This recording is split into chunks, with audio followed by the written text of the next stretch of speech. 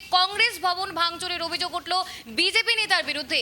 এই ঘিরে কিন্তু চাঞ্চল্য ছড়িয়েছে সেই এলাকায়। একেবারে বিজেপি নেতার বিরুদ্ধে চাঞ্চল্যকর অভিযোগ। শিয়ালদা আদালতে আনা হলো রাকেশ সিংকে। কলকাতা পুলিশের হাতে গ্রেপ্তার বিজেপি নেতা রাকেশ সিং। গত 5 দিন ধরে বেপাত্তা ছিলেন রাকেশ। তার বিরুদ্ধে প্রদেশ কংগ্রেস ভবনে ভাঙচুর করার অভিযোগ ছিল। জানা গিয়েছে বুধবার ভোরে ট্যাংরার একটি আবাসন থেকে পাকড়াও করা হয় বিজেপি নেতাকে। গত 5 দিন ধরে আবাসনের ওপর নজরদারি চালাচ্ছিল পুলিশ। অবশেষে পুলিশের জালে ফাঁসেন রাকেশ। হাতে নাতে তাকে পাকড়াও করা হয়েছে এদিন।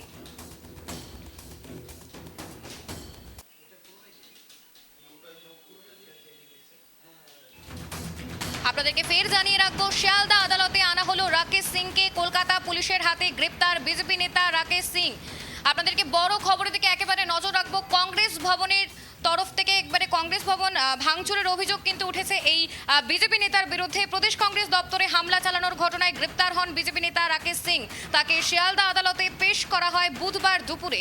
একদিকে কংগ্রেস সমর্থক, অন্যদিকে বিজেপির সমর্থকেরা বিক্ষোভ দেখায়। আপনাদেরকে ফের জানিয়ে রাখবো, একদিকে কংগ্রেস সমর্থক এবং অন্যদিকে বিজেপির সমর্থকেরা বিক্ষোভ দেখায়। প্রদেশ কংগ্রেস দপ্তরে হামলা চালানোর ঘটনায় গ্রেপ্তার হন বিজেপি নেতা রাকেশ সিং। তাকে ইতিমধ্যেই শিয়ালদা আদালত কোর্টে আনা হয়েছে। একেবারে আপনাদেরকে যে খবর থেকে নজর রাখছি, প্রদেশ কংগ্রেস দপ্তরে হামলা চালানোর ঘটনায় গ্রেপ্তার হন বিজেপি নেতা রাকেশ সিং। তাকে শিয়ালদা আদালতে পেশ করা হয় বুধবার দুপুরে, অর্থাৎ আজ দুপুরেই তাকে শিয়ালদা আদালতে পেশ করা হয়। একদিকে কংগ্রেস সমর্থক এবং অন্যদিকে বিজেপি সমর্থকেরা বিক্ষোভ দেখায়।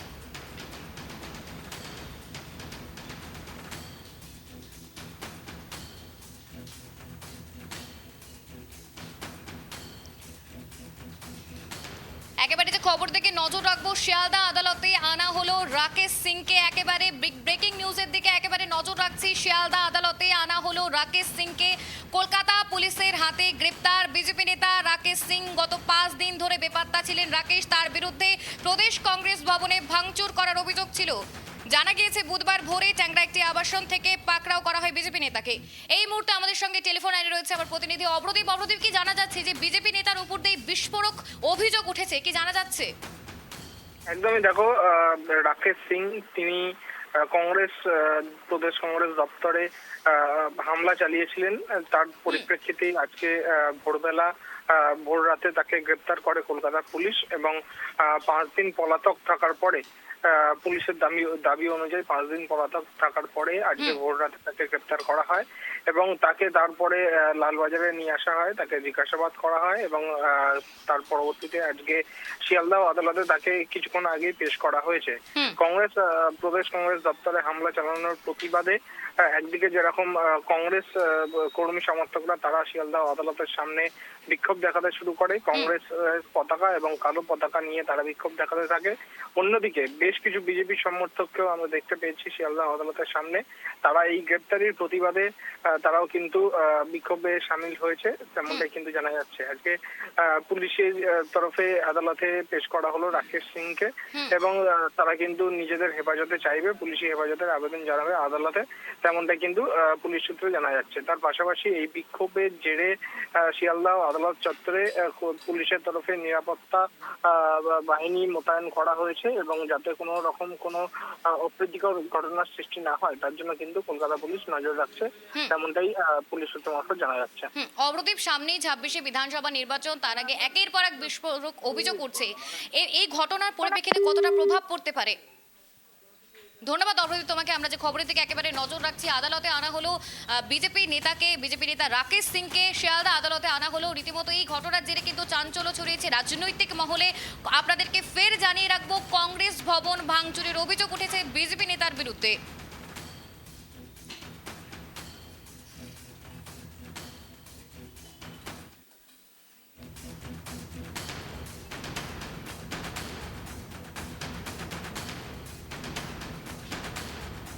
আপনাদেরকে ফের জানিয়ে রাখবো, একেবারে আদালতে পেশ করা হয়েছে, শিয়ালদা আদালতে পেশ করা হয়েছে রাকেশ সিংকে। বিজেপি নেতার ওপরেই কিন্তু বিস্ফোরক অভিযোগ, যার ঘিরে রাজনৈতিক মহলে চাপানুতর সৃষ্টি হয়েছে। একাধিক অভিযোগ রয়েছে তার উপর। কংগ্রেস ভবনে যে মূল অভিযোগ, কংগ্রেস ভবনে ভাঙচুরের অভিযোগ বিজেপি নেতার বিরুদ্ধে, তাকে কিন্তু লালবাজার পুলিশ গ্রেপ্তার করেছে এবং গ্রেপ্তার করে কিন্তু আদালতে পেশ করা হয়েছে। আজ ইতিমধ্যেই কিন্তু আদালতে, শিয়ালদা আদালতে পেশ করা হয়েছে সেই বিজেপি নেতাকে। আমরা যে একেবারে খবরের দিকে নজর রাখছি, রীতিমতো চাঞ্চল্যকর খবর। প্রদেশ কংগ্রেস দপ্তরে হামলা চালানোর ঘটনায় গ্রেপ্তার হন বিজেপি নেতা রাকেশ সিং।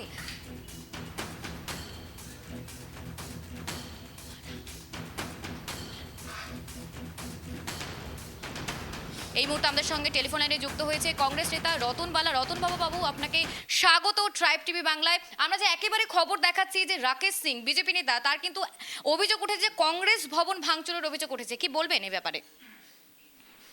দেখুন, তিনি কংগ্রেস অফিসে ভাঙচুর চালিয়েছেন, কংগ্রেসের পতাকায় আগুন ধরিয়েছেন। হুম তিনি 5 দিন ধরে পলাতক ছিলেন, অবশেষে তিনি পুলিশের জালে গ্রেপ্তার হয়েছে। হুম আজকে পুলিশের এতদিন লেগে গেল কেন রাকেশ সিং এর মতো একটা চুনোপুটি বিজেপির নেতাকে ধরতে? হুম একটা সামান্য চুনোপুটি নেতা, তাকে ধরতে আজকে পুলিশের 5 দিন সময় লেগে গেল। তার মানে কি? তার মানে আমরা পরিষ্কার ম্যাডাম এর আগেও বলেছি যে এই ধরনের যারা কার্যকলাপ ঘটিছে তাদেরকে অবিলম্বে গ্রেপ্তার করে তাদেরকে সাজা দিতে হবে। আজকেও জানা যাচ্ছে যে উনি নাকি পুলিশ নাকি ধরতে পারেনি, আত্মসমর্পণ করেছে। আবার আমরা পুলিশের কাছে শুনতে পাচ্ছি যেটা না, পুলিশ নাকি ওনাকে গভীর রাতে ট্যাংরা এলাকা থেকে গভীর রাতে ওনাকে গ্রেপ্তার করেছে। আজকে এই যে পুলিশ একরকম বলছে এবং বিজেপি পার্টির একরকম কথা বলছে, এ থেকে পরিষ্কার বোঝা যাচ্ছে যে এরা নিজেরা নিজেদের মধ্যে একটা গটাপ করে চলছে। না হলে বলুন তো 5টা দিন লেগে গেল এই সামান্য একটা চুনোপুটি নেতাকে ধরতে। আজকে আমরা তাই আপনাদের এই চ্যানেল থেকে বলতে চাই যে দেখুন, প্রদেশ কংগ্রেসের অফিসে বা কংগ্রেস পার্টি অফিসের দিকে চোখ তুলে যারা তাকাবে, যারা কংগ্রেস পার্টি অফিসের কোনো ক্ষতি করার চেষ্টা করবে, তাদেরকে রেয়াত করা হবে না। সারা পশ্চিম বাংলা জুড়ে সঙ্গে সঙ্গে আমাদের সমস্ত কংগ্রেস কর্মী যে যেখানে ছিল তারা সেখানে নেমে পড়েছে এই নক্কারজনক ঘটনার প্রতিবাদ করতে। এদিকেই একটা জিনিস পরিষ্কার ম্যাডাম, যে আমরা এর মধ্যে যে একটা হুঁশিয়ারি দিয়েছিলাম যে এর পরবর্তীতে আজকে বলুন তো বিভিন্ন জেলাতে আমাদের যে কংগ্রেসের পার্টি অফিস গুলো আছে, কাউরির কোনো হিম্মত আছে এখনো পর্যন্ত? চ্যালেঞ্জ দিচ্ছি আপনাদের চ্যানেলের মাধ্যমে যে বিজেপি পার্টির কোন নেতা আছে বা তৃণমূল কংগ্রেসের কোন নেতা আছে, আসুক দেখি আমাদের পার্টি অফিসের সামনে কিছু করার জন্য। আমরা এটাকে কখনোই সহ্য করব না। আজকে উনি চাপের মুখে পড়ে মাননীয়া বুঝতে পেরেছে যে সারা পশ্চিম বাংলা জুড়ে ওনার যে তৃণমূলের যে কুকীর্তি, তৃণমূল কংগ্রেস যেটা করার চেষ্টা করছে, তিনি 9কে 6 6কে 9 করার চেষ্টা করছে, সেটা বাংলার মানুষ বুঝতে পেরেছে। তাই যারা তৃণমূল দলটাকে ভালো ভেবে, প্রচুর এমন মানুষ আছে ম্যাডাম যারা কংগ্রেসীরা, যারা আদর্শ নিয়ে কংগ্রেস দলটা করতো, তারা কিন্তু তৃণমূলে যোগ দিয়েছিল, কিন্তু তারা এখন কিন্তু জাতীয় কংগ্রেসের প্রতি তারা কিন্তু ফিরে আসছে। কারণ তারা দেখতে পাচ্ছে যে সত্যিকারের যদি এই বিজেপির বিরুদ্ধে কেউ লড়াই করে থাকে, তার নাম হচ্ছে ভারতীয় জাতীয় কংগ্রেস এবং তার নেতৃত্বে দিচ্ছে রাহুল গান্ধী। রাহুল গান্ধীর নেতৃত্বে গোটা ভারতবর্ষ জুড়ে বিজেপির বিরুদ্ধে লড়াই সংগঠিত করছে জাতীয় কংগ্রেস। তৃণমূল একটা আঞ্চলিক দল, তৃণমূল মানুষকে ভাওতা দিয়ে ভুল বুঝিয়ে এতদিন পশ্চিম বাংলায় বোঝানোর চেষ্টা করেছে যে তৃণমূল নাকি আসল কংগ্রেস পশ্চিম বাংলায়। তা কখনো হতে পারে না। আমরা জাতীয় কংগ্রেস, আমরা এই পশ্চিম বাংলায় বিজেপি কেন, যেই স্বৈরাচারী সরকার থাকুক বা দুর্নীতিগ্রস্ত যে সরকারটা চলছে তৃণমূলের বিরুদ্ধে, আমাদের লড়াই সংগ্রাম চলবে, আগামী দিনেও চলবে।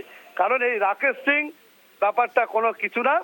আজকে ওনাকে পুলিশ ধরেছে কারণ তৃণমূল বুঝতে পেরেছে যে রাকেশ সিংকে যদি এই মুহূর্তে না ধরা যায়, তাহলে কিন্তু পরবর্তীতে আমরা কিন্তু নবান্ন অভিযানের ডাক দিত আমাদের নেতারা। আমরা জানতে চেতাম মমতা ব্যানার্জির কাছে, কেন একটা সামান্য অপরাধীকে, একটা সামান্য চুনোপুটি নেতাকে ধরতে পারছে না। আজ এত অধ্যত্ত, আসুক মুর্শিদাবাদ জেলায় তো আমাদের নেতা অধীর রঞ্জন চৌধুরী বসে আছে, পার্টি অফিস আছে, দেখি কার কত হিম্মত আছে এখানে আমাদের পার্টি অফিসের সামনে এসে কোনো বিক্ষোভ দেখাক দেখি। হিম্মত নাই। আমাদের প্রদেশ দপ্তর যখন দেখেছে সকালবেলায় ফাঁকা ছিল, আমাদের লোকজন তখন এসে পৌঁছায়নি, তখন তারা গিয়ে ওই হামলা চালিয়েছে। আপনাদের চ্যানেল থেকে চ্যালেঞ্জ দিচ্ছি, আসুক দেখি এখন প্রদেশ অফিসে কে আসছে। কাউরি হিম্মত হবে না, কিন্তু আমরা সেটা করতে চাই না। আমরা আপনাদের চ্যানেল থেকে পরিষ্কার বলতে চাই যে 5 দিন সময় লেগেছে, আমরা দৃষ্টান্তমূলক শাস্তি চাই, দৃষ্টান্তমূলক শাস্তি চাই এই রাকেশ সিং এর। ম্যাডাম ধন্যবাদ রতন বাবু আপনাকে।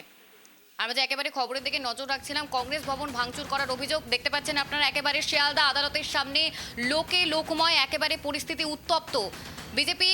বিজেপির কার্যালয় কিন্তু ভাঙার অভিযোগ উঠেছে, ভাঙচুর করার অভিযোগ উঠেছে বিজেপি নেতার বিরুদ্ধে। এমনই বিস্ফোরক মন্তব্য, তাকে কিন্তু আজ শিয়ালদা আদালতে তোলা হয়েছে।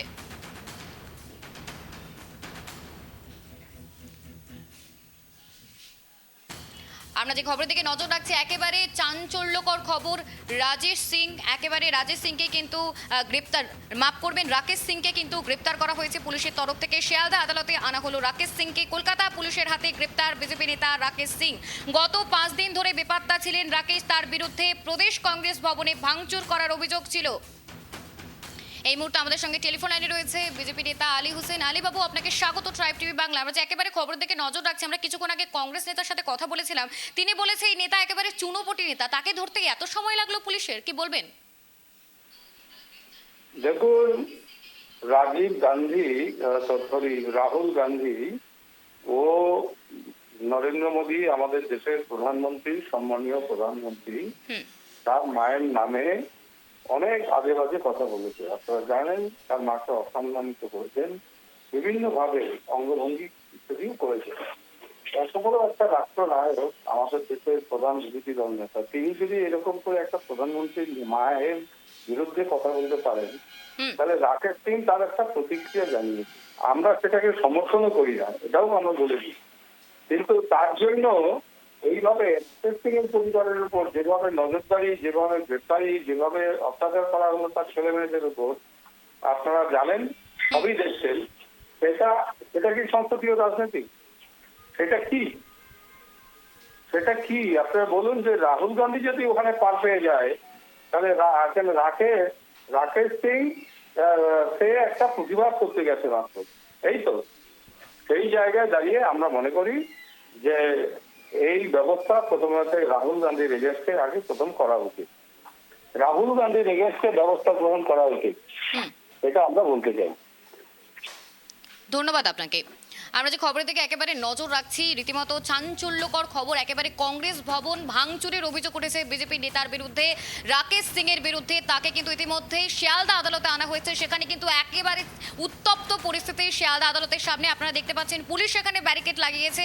রীতিমতো চাঞ্চল্যকর পরিস্থিতি, উত্তপ্ত পরিস্থিতি সেখানকার। শিয়ালদা আদালতে একেবারে উত্তপ্তময় পরিস্থিতি। সেখানেই কিন্তু আনা হয়েছে রাকেশ সিংকে।